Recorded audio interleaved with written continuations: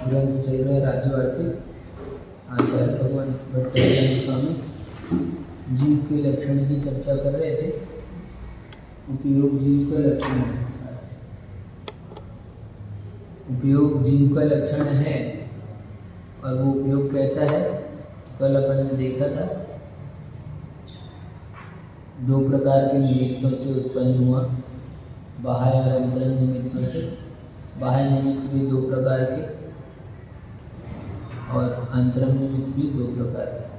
आत्मभूत अनात्मभूत के भेद से दोनों चार प्रकार के हमने इनकी चर्चा की थी।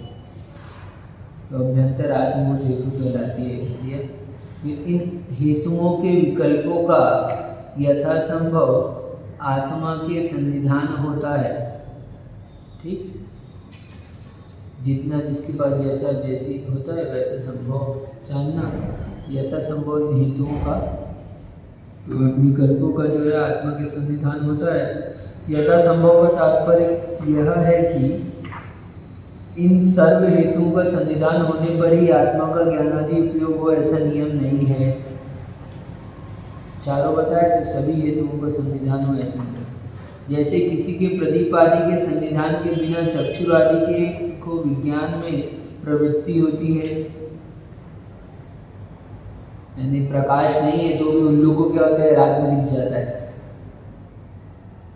ना, बिल्ली को दिख जाता है। प्रकाश नहीं है तो अपन ने चार हेतु में, बाह्य रंग हेतु में प्रकाश आदि बनाए थे। प्रकाश के नहीं होने पर भी बिल्ली को तो ज्ञान हो रहा है, उल्लू को तो ज्ञान हो रहा है।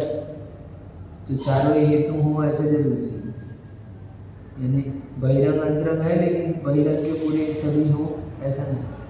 तो जैसे कि प्रदीप के सन्निधान के बिना चक्षुर आदि को विज्ञान में प्रवृत्ति होती है, इसलिए मनुष्य आदि को बाह्य अनात्मभूत दीपक आदि हेतु के सन्निधान की आवश्यकता है। परंतु रात्रिचर बिल्ली आदि के प्रकाश के बिना भी चक्षुर आदि के विज्ञान में प्रवृत्ति हो जाती है, इसलिए अनियम है। इन चारों का नियम नहीं है कि चारों ही हो, इसलिए यहाँ पर कह दिया अनियम है। चक्षुर आदि का भी पंचेंद्रीय विकलेंद्रीय एकेंद्रीय के विषयत्व में से सन्निधान एवं असन्निधान के प्रति अनियम है। अर्थात इंद्रियां भी सभी के सब नहीं है, यथा योग्य ही रहती है। एक इंद्रिय, दो इंद्रिय, तीन इंद्रिय, चार इंद्रिय, पांच इंद्रिय, अलग अलग प्रकार के जीव है। तो जिनके पास जैसे जितनी इंद्रिय उस हिसाब से वैसा लगा लेना। यथा योग्य इसलिए कह दिया, यथा योगी रहती है। अंतःकरण भी योग भी असंगी के मन को छोड़कर दो होते हैं और संगी के तीन होते हैं। ठीक है, मन वचन काया तीन योग कहे थे अंतरंग हेतुओं में, है ना।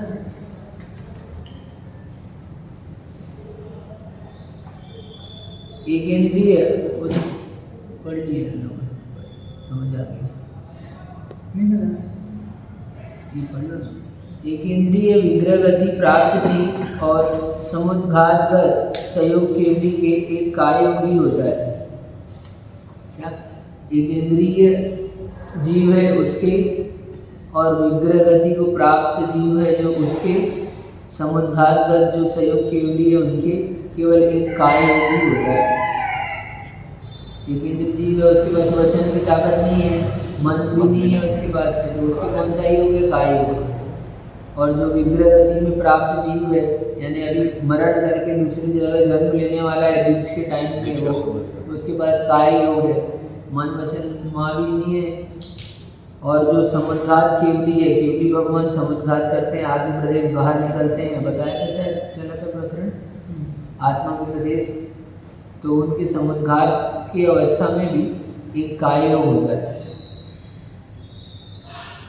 क्षीण कषाय पर्यंत क्षयोपशमानुसार तन्निमित्तक एक ही भाव योग होता है। क्षीण कषाय पर्यंत, क्षीण कषाय 12वें स्थान, क्षयोपशम के अनुसार तन्निमित्तक उसके निमित्त से एक ही भाव योग होता है। इसके आगे ज्ञानावरण आदि का क्षय हो जाता है। ठीक, इस प्रकार यथासंभव बाह्य अभ्यंतर कारणों का सन्निधान होता है। चैतन्य आत्मा का अनादि स्वभाव है। उस चैतन्य को धारण करना स्वभाव होने से चैतन्यानुविधायी कहलाता है।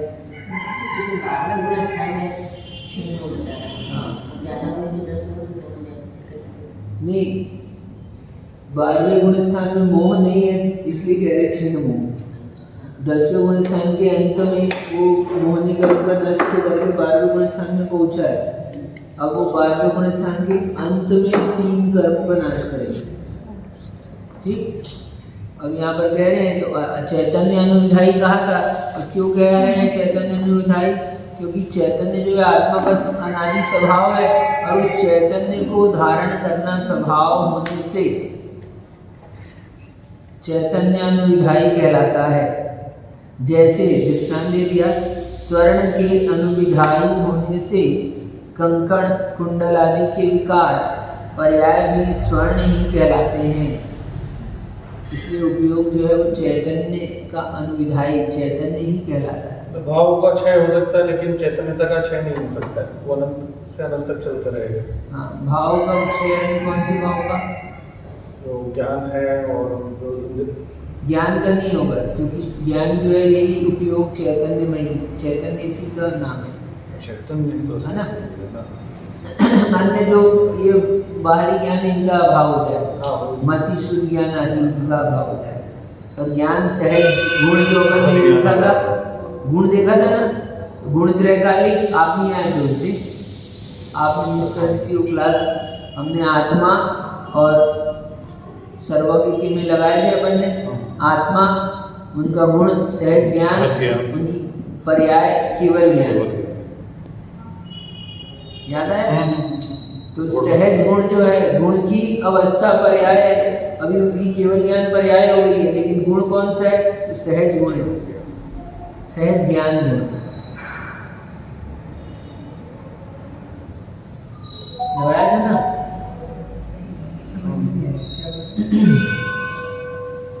आ जाओ। इसके आगे ज्ञानावरण आदि का क्षय हो जाता है, छीन कसाय के आगे में। ठीक है, इस प्रकार यथासंभव बाह्याभ्यंतर कारणों का सन्निधान होता है। यानी जिसके जिसके पास जैसे बाह्य कारण है, जरूरी नहीं है कि पूरे कारण बाह्य मिले। 5 इंद्रियां हैं तो जरूरी नहीं 5 इंद्रियां हो। प्रकाश आदि बाह्य कारण है, वस्तु कारण है, तो जरूरी नहीं है वस्तु हो प्रकाश हो। ठीक है, किसी को बिना वस्तु के भी ज्ञान होता है। तो अंतरंग में भी सारा होना जरूरी नहीं है, बाह्य में भी, मतलब दोनों में सारा होना जरूरी नहीं है। हाँ, सारा अंतरंग में भी बाह्य में, ठीक, लेकिन होगा इन्हीं के अंदर होगा जो हाँ, होगा, सभी हो जरूरी नहीं है। तो इसलिए यथासंभव कहा, तो इनके सन्निधान से। अब अपन ने कहा था चैतन्य अनुविधायी, तो उसको बता रहे हैं यहाँ पर।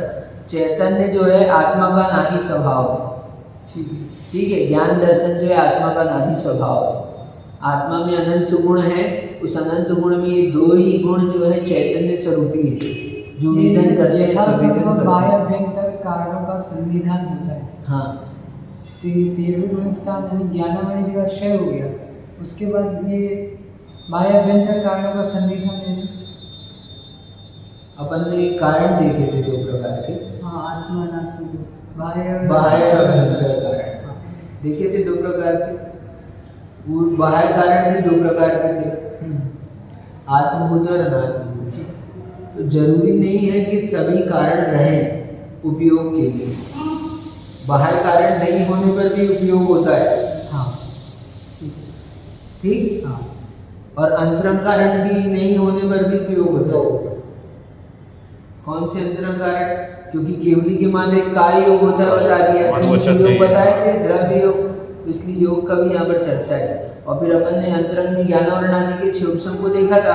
तो क्षीण कषाय के बाद में तो कर्म है नहीं, ज्ञानावरण आदि कर्म है नहीं, तो क्षोभसम बचा नहीं, क्षाई हो गया उनका। तो इसलिए कह रहे हैं अंतरंग के कारणों में भी बाह्य के कारणों। तो उस चैतन्य को आत्मा का अनादि स्वभाव है चैतन्य, ठीक है, अनादि से अनंत में रहने वाला। तो उस चैतन्य को धारण करना स्वभाव होने से चैतन्यानुविधायी कहलाता है। दृष्टांत भी दे दिया। ये उपयोग के लिए कहा ना, उपयोग की लक्षण परिभाषा में कहा था यहाँ उभय द्वय बाह्य अभ्यंतर हेतु द्वय सन्निधान यथा संभव, तो यथा संभव बता दिया, द्वय बता दिया, क्यों सन्निधान होने पर उपलब्ध चैतन्य अनुध्यायी, तो अब उपलब्ध चैतन्य अनुध्यायी कहा तो वो चैतन्य अनुध्यायी को बता रहे। परिणाम उपयोग, जो चैतन्य का अनुध्यायी परिणाम, जो परिणाम जैसे दृष्टांत दे रहे यहाँ पर, जैसे स्वर्ण के अनुविधायी होने से कंकण कुंडल आदि के विकार यानी पर्याय भी स्वर्ण ही कहलाते हैं। सोने की अंगूठी है, या सोना पहले बिस्किट में था आपके पास में, तो अब अंगूठी बना लिए, तो क्या सोना नहीं बचा क्या? सोना ही बोलेंगे। वो अंगूठी रूप से परिणत हुआ है, तो वो है क्या वास्तव में? है तो सोना ही ना, ठीक है। तो जो उपयोग रूप से परिणत हुई है आत्मा, हाँ, तो वो आत्मा ही है। इसलिए चैतन्यानुविधायी, चैतन्य का परिणमन है पूरा का पूरा ही। उपयोग जो है वो चैतन्य आत्मा का परिणमन, तो चैतन्यानुविधायी। उसी प्रकार आत्मा का परिणाम उपयोग कहलाता है। स्वर्ण का परिणाम कंकड़ बना दिया, कड़ा बना दिया, स्वर्ण का परिणाम हुआ ना, वो पर्याय हुई उसकी, ठीक है, स्वर्ण की पर्याय हुई। ऐसे आत्मा की पर्याय उपयोग। अनुविधायी यानी एसोसिएटेड, तादाद में बोले, हाँ, स्वभाव भाव से वो धारण किया हुआ उसे। अन्वय यानी अन्वय रूप, वो जो कंकड़ की यानी चूड़ी बनाई ना आपने, चूड़ी, तो चूड़ी अवस्था परिणमनी जीर्ण जवम तत्कालम तमयति परिणतम। तो मतलब इस हिसाब से जैसे अपने जो पर्याय है, तो जो मनुष्य पर्याय तो पर्याय आत्मा ही है। हाँ, मतलब अपन ऐसे भी उसमें देख सकते हैं, देख अपन इसी के से रहते हैं। इसमें अब अपन उपयोग की चर्चा कर रहे हैं। तो उपयोग जो है वो आत्मा ही है, आत्मा का परिणाम ही उपयोग है, आत्मा ही उपयोग रूप हो गई है। जैसे सोना ही बदल के अंगूठी रूप हो गया ना, जैसे आत्मा ही उपयोग रूप हो गई है, आत्मा का परिणाम उपयोग है, ये कह रहे हैं। और वो उपयोग उनके पर्याय के हिसाब से, जिस पर्याय में हाँ, उसके हिसाब से उपयोग, जितना जितना पंचेंद्रिय, एक इंद्रिय, दो इंद्रिय, तीन इंद्रिय जैसा जैसा है वैसा, इसलिए आत्मा को उपयोग बोल रहे हैं। हाँ, तो और इसलिए लक्षण भी उसका, तो उसी प्रकार आत्मा का परिणाम उपयोग कहलाता है। अब यहाँ देखो कह रहे सांख्य कहता है कि, अब अन्य मत आगे, सांख्य कहता है कि सुख दुख मोह रूप चैतन्य अनुविधायी परिणाम होने से सुख दुख क्रोध आदि भी आत्मा का उपयोग होना चाहिए। प्रश्न की तरफ से समझ लो, उनकी तरफ से कह रहे सुख दुख जो है वो मोह रूप चैतन्य अनुविधायी परिणाम होने से सुख दुख और क्रोध आदि भी जो है वो आत्मा के उपयोग होना चाहिए। अच्छा, यानी उनको भी कहोगा आत्मा का उपयोग है। परंतु जैन सिद्धांत में उपयोग को ज्ञान दर्शन का विकार परिणमन कहा है। हमारे यहाँ चाहिए सांख्य की मान्यता है, वो वही बोल रहे थे, सुख दुख भी आत्मा का गुण हो गया एक तरह से, वो उसको मानना कहता पड़ेगा, है, आत्मा का वो ऐसा भाग कहता है कि क्रोध आदि सुख दुख आदि जो है वो भी जो है आत्मा का ही, चैतन्य का ही अनुविधायी परिणाम। ठीक है, तो हम जैन दर्शन में हम ये उसको क्रोध आदि को चैतन्य का अनुविधायी नहीं कहते। यहाँ पर कह रहे जैन सिद्धांत में उपयोग को ज्ञान दर्शन का विकार कहा है।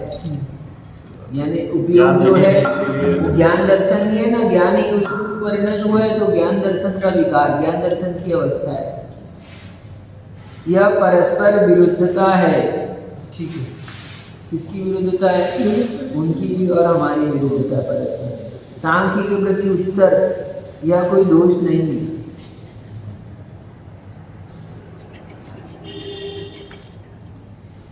अब सांख्य ने प्रश्न किया, समझ लो कि सुख दुख है मोह रूप चैतन्य अनुविधायी परिणाम होने से सुख दुख और क्रोध आदि जो है वो आत्मा का उपयोग होना चाहिए। और आप कह रहे हो कि जैन सिद्धांत में कह रहे हैं कि उपयोग जो है ज्ञान दर्शन का विकार है। तो ये तो बात परस्पर विरुद्ध भाषित होती है। तो सांख्य के प्रति उत्तर में कहते हैं ये कोई दोष नहीं है, चैतन्य आत्मा का सामान्य साधारण धर्म है। ठीक है, चैतन्य जो है आत्मा का असाधारण धर्म है, जिसके सन्निधान से इतर द्रव्यों में जीव व्यपदेश नहीं होता है। जीव का साधारण धर्म चेतन है, जो अन्य द्रव्य जिसके सन्निधान से इतर द्रव्यों में उस चैतन्य के भेद ज्ञान दर्शन आदि है। जीव अभ्येस नहीं होता है, उस चैतन्य के भेद ज्ञान दर्शन आदि है। उस ज्ञान दर्शन आदि के समुदाय में रहने वाला चैतन्य शब्द क्वचित अवयव रूप सुखादि में भी रहता है। तो हम सुखादि में भी क्वचित अवयव रूप से हम ज्ञान दर्शन को स्वीकारते हैं। क्या कह रहे हैं? कैसे हो गया? प्रश्न किया था उसने सांख्य मत की अपेक्षा से कि क्रोध को भी उपयोग माना, हाँ होना चाहिए। हाँ, आपने ज्ञान दर्शन के विकार को उपयोग कहा है। उपयोग जो है ज्ञान दर्शन का विकार है। तो आप अभी यहाँ उपयोग बता रहे हो चैतन्य अनुविधायी, और यहाँ ज्ञान दर्शन का विकार कह रहे हो। तो चैतन्य का अनुविधायी कहने से पूरी आत्मा का परिणाम एक देख रहे थे अपन, और अब आप ज्ञान दर्शन के विकार कह रहे हो। हाँ, सुख दुख को है ना, बाकी सब अलग कर दिया ना आपने।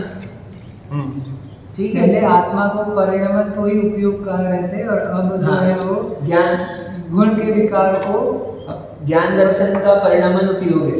हाँ ज्ञान उपयोग दर्शन उपयोग दो ही प्रकार के उपयोग हमारे यहाँ कहे। ज्ञान दर्शन के परिणामन को उपयोग कहा, और ऊपर आप कह रहे हो चैतन्य अनुविधायी परिणाम उपयोग है। तो चैतन्य का परिणामन उपयोग है कि ज्ञान दर्शन का परिणामन उपयोग है? ये दोनों परस्पर विरुद्ध बातें हो गई।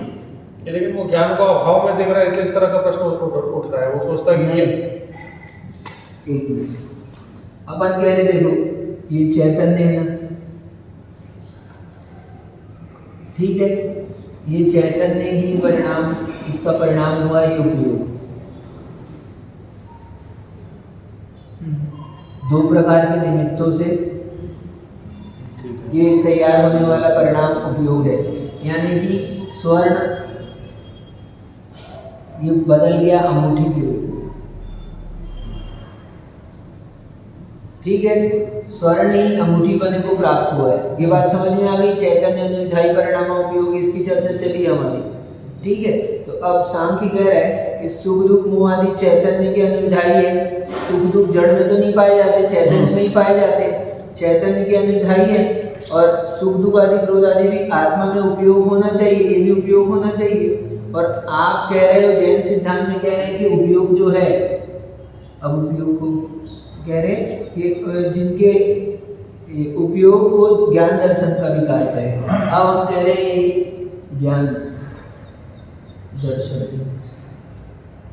इसका विकार कह रहे हैं उपयोग।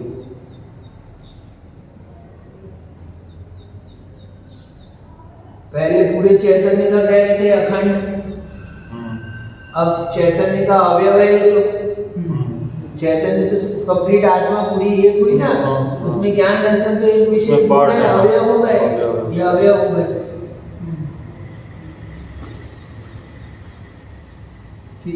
ठीक है, चैतन्य का परिणामन उपयोग कह रहे थे, अब अवयव का परिणामन उपयोग कह रहे हो आप, तो विरुद्ध हो गया दोनों, ऐसा बोल रहे। ये है, तो ये तो एक पूरे का परिणामन और एक मात्र अंश का परिणामन है।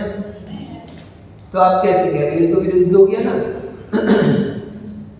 तो कहते हैं उसको, तो अवयव जो है अपन चैतन्य का अवयव ज्ञान दर्शन माना है ही है।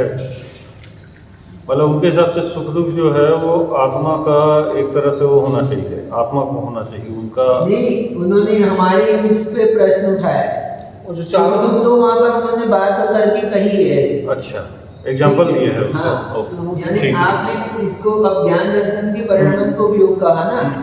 पहले आप चैतन्य का परिणामन उपयोग चल रहा था, ठीक है। और आपके सिद्धांतों में लिखा है ज्ञान दर्शन का परिणामन उपयोग है, ज्ञान दर्शन का विकार उपयोग है। विकार लिखा है, विकार, विकार यानी परिणामन नहीं होता है, कार्य, विशिष्ट कार्य। तो कह रहे हैं यहाँ पर यह कोई दोष नहीं है। चैतन्य आत्मा का सामान्य असाधारण धर्म है। जिसको हम चैतन्य कहा था वो सामान्य असाधारण धर्म है, ठीक है, जिसके सन्निधान से इतर द्रव्यों में जीव व्यपदेश नहीं होता है। अब चैतन्य दूसरे में तो पाया नहीं जाता, इसलिए हम जीव नहीं कहते उसको जड़ कहते हैं। उस चैतन्य के भेद, अब इस हमने कह दिया इस चैतन्य के भेद ही है, ठीक। ये चैतन्य के, उस चैतन्य के भेद ज्ञान दर्शन आदि हैं। उन ज्ञान दर्शन आदि के समुदाय में रहने वाला चैतन्य, अब वो समुदाय चैतन्य शब्द क्वचित अवयव रूप सुख आदि में भी रहता है। अब चैतन्य के जो जो अवयव हैं, ज्ञान दर्शन अवयव है, सुख दुख आदि अवयव है, इसमें भी चैतन्य रहता है। चैतन्य के अवयवों में चैतन्य बना पाया जाएगा कि नहीं पाया जाएगा?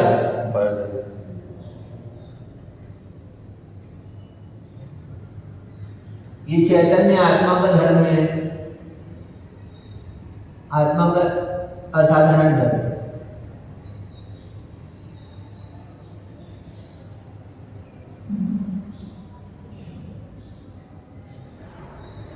आत्मा का असाधारण धर्म चैतन्य है। अब चैतन्य के अवयव ज्ञान दर्शन आदि में तो उपयोग कहा, तो चैतन्य के अवयव सुख दुख आदि भी हैं, तो उसमें भी वो भी अवयव है, उसमें भी चैतन्य बना होगा। तो इसलिए उस चैतन्य के या उस ज्ञान दर्शन आदि के समुदाय में रहने वाले चैतन्य सब क्वचित अवयव रूप सुख दुख आदि में भी रहता है। और सुख दुख भी अवयव है, चैतन्य रूप ही है ना, उपयोग हमारा सुख दुख रूप हुआ है ना। केवल ज्ञान अकेले मात्र को नहीं लगाओ, क्योंकि जिस समय में वो परिणत है, वो है, उस पूरा का पूरा परिणमन है। अब उसमें से हम पहले ज्ञान दर्शन मात्र देख रहे थे, अब उसी परिणमन में सुख दुख है। सुख दुख का कोई दूसरा परिणमन नहीं है। यदि एक समय में आप ज्ञान दर्शन बनाओगे, दूसरे समय में मान लो सुख दुख बनाओगे, तो इस समय में सुख दुख से शून्य हो गया नहीं। और यहाँ सुख दुख बनाया आपने, तो ये दोनों हम बोल रहे हैं, ये दो नहीं है, ये दोनों पूरा एक है। एक ही है वो। मतलब उस समय हम ये देख रहे थे, ये भी उसी में, ये उसी का अवयव है, चैतन्य का ही अवयव होने से इसमें भी चैतन्य बना है, यही उपयोग रूप। पातंजलि में कहा है कि समुदायवाची शब्दों का प्रयोग अवयव में भी होता है। अब हम उन्हीं के उससे कह रहे, पातंजलि में कहा है कि जो समुदायवाची शब्द है तो उनके समुदाय के अवयव होंगे, उसमें भी उनका प्रयोग होगा। जैन क्या है भाई, बोलो? जैन समाज है, समुदाय है। अब आप अकेले भी जैन कहलाते हो कि नहीं कहलाते? तो समुदाय रूप जैन शब्द का प्रयोग आपके अवयव अकेले में भी होता है कि नहीं होता? वही कह रहे कि समुदायवाची शब्दों का प्रयोग अवयव में भी हो जाता है।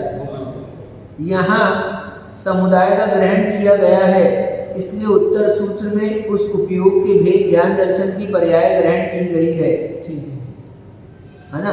अभी बताएंगे सूत्र आने वाला उपयोग लक्षणम, अभी सद्विविधा, है ना, क्या है इसके बाद सूत्र में देखो शायद ये उपयोग लक्षण हो गया ना, फिर ये सद्विदोष्ट चतुर्भेदा, ठीक है।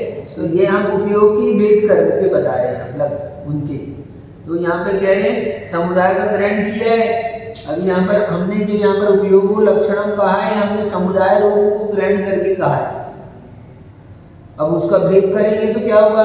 ज्ञान दर्शन सब, अभी अगला सूत्र आने वाला है, अभी टाइम लगेगा, लेकिन अगला सूत्र में कहेंगे ये उपयोग कैसा है। आप उपयोग के बारे में बताएंगे, ज्ञान उपयोग और दर्शन उपयोग की भेद से 2 प्रकार का है, और ज्ञान उपयोग 8 प्रकार का है, दर्शन उपयोग 4 प्रकार का है। सद्विविदोष्ट 2 प्रकार का, अष्ट चतुर्भेदा 2 भेद इसके ये हो गए ज्ञान दर्शन, और 8 और 4 भेद ये हो गए। अभी आगे सूत्र में बताएंगे। तो यहाँ पर जो हमने बताया वो समुदाय रूप से बताया, ठीक है। आपने जो प्रश्न किया था तो अवयव से बताए थे, तो हमारे समुदाय में अवयव आ जाता है। अर्थात उपयोग केवल ज्ञान दर्शन रूप ही नहीं है, सुख दुख आदि अवयव रूप भी है, ठीक हो गया।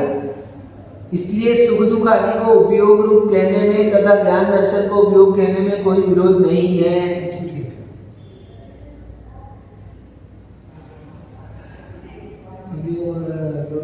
उपयोग रूप कहने में कोई बाधा नहीं।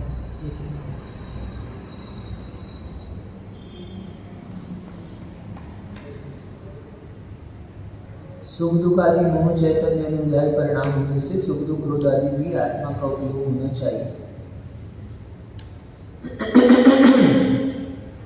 इतना कहा। अब आगे कहते हैं लक्षण का लक्षण। लक्षण बता रहे हैं। अभी अपन ने कहा उपयोग लक्षण, जीव का लक्षण उपयोग चैतन्य है ना, उपयोग है। अब लक्षण का लक्षण बता रहे हैं। उपयोग का लक्षण, लक्षण किसको बोलेंगे? किसी भी चीज को लक्षण बोलेंगे, कहेंगे, कैसे उसकी बोलेंगे? डेफिनेशन इसको क्लियर कर दे। किसको कहेंगे लक्षण? ऐसे तो सबको कह दोगे लक्षण, तो फिर बात नहीं जमी। हाँ किसी भी चीज की विशेषता जो है। हाँ, तो विशेषता तो अस्तित्व भी ना, और दूसरे धर्म भी हैं विशेषता रूप में, तो उसके सभी, लेकिन सभी लक्षण बन जाएंगे क्या? तो इसलिए लक्षण का लक्षण बता रहे हैं। इसके पीछे पूरा एक शास्त्र लिखा हुआ। परस्पर सम्मिलित, देखो बहुत अच्छा है। परस्पर सम्मिलित वस्तुओं से जिसके द्वारा किसी वस्तु का पृथक्करण हो, वह उसका लक्षण होता है। सब मिले हुए हैं, बैठे हैं ना, हमने चश्मा बोल दिया तो ये आपका लक्षण बना दिया। मिले हुए वस्तुओं में से पृथक करने वाला जो हेतु है, जो साधन है, जो अलग करता है, आपको भीड़ में से अलग पहचान देता है, जो वो आपका लक्षण है। तो ये लक्षण का लक्षण है। लक्षण किसको बनाना है? जो अलग कर सके। यदि अलग नहीं करता हो तो लक्षण नहीं बनाएंगे। जबकि वस्तु में ही सम्मिलित है, वस्तु का ही धर्म है, वस्तु का ही गुण है, लेकिन वो अलग नहीं कर रहा है। अस्तित्व कह दें, आपका अस्तित्व को लक्षण कह दें, तो अस्तित्व तो इसका भी अस्तित्व, इसका भी अस्तित्व, सबका अस्तित्व, और अस्तित्व के माध्यम से आपकी अलग पहचान नहीं हो सकती है। ठीक है,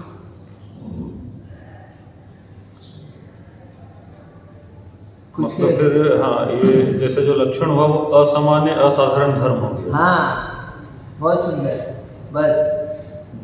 और किसी में भी नहीं होगा, तभी अलग लक्षण का करेगा। डेफिनेशन है हाँ, कि एक वस्तु में से एक को पृथक कर दिया जाए, जिसके द्वारा वही तो बता रहे हैं।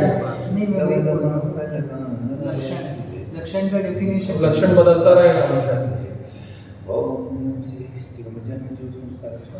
हाँ, लक्षण अब किस चीज के लिए बनाते हो उस हिसाब से बदलता रहेगा। अभी यहाँ ऐसा लक्षण बता दिया है, बाहर में दूसरा लक्षण बता के आपकी पहचान बताएंगे, क्योंकि वो लोग नहीं जानते हैं। तो आपको वहाँ पर हमको मूलभूत चीज क्या समझना है कि जो अलग करना वाला हेतु है। अभी और कह रहे हैं इसको,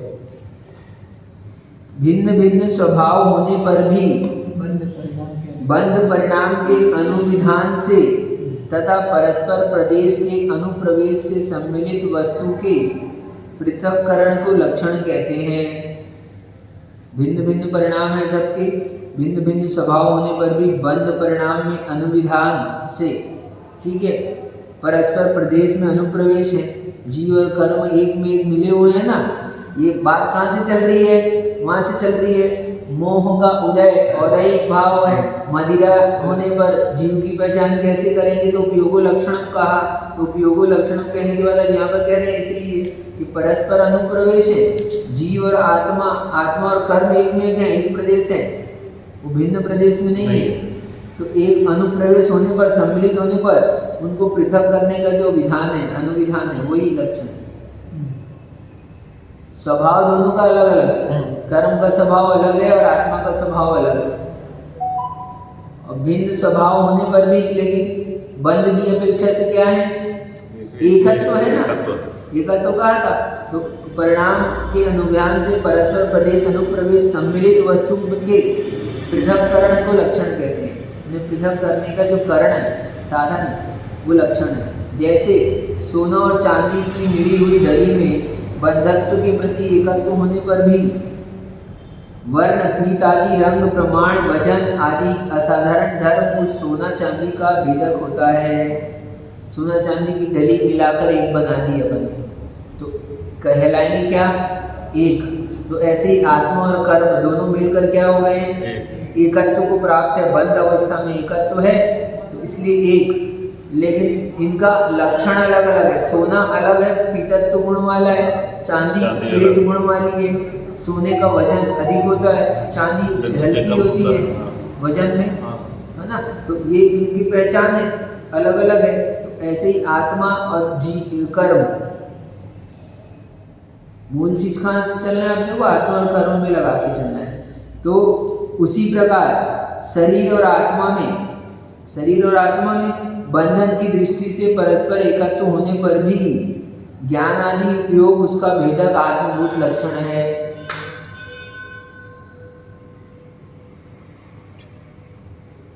एकत्व है शरीर और आत्मा में। अभी शरीर से रहित आत्मा नहीं पाई जाएगी संसार में, जितनी भी आत्मा मिलेगी आपको शरीर के साथ मिलेगी, लेकिन फिर भी शरीर जो है वो आत्मा का लक्षण नहीं है। ज्ञान आदि रूप जो आत्मा का ही परिणाम है वही आत्मभूत आत्मा का लक्षण है। भेदक होने से अलग रहता है। इसलिए यहाँ जैसे है सुख दुख जो है, हाँ वो आत्मा में ही है, हाँ पर वो लक्षण नहीं है। हाँ ये बात हुआ ना।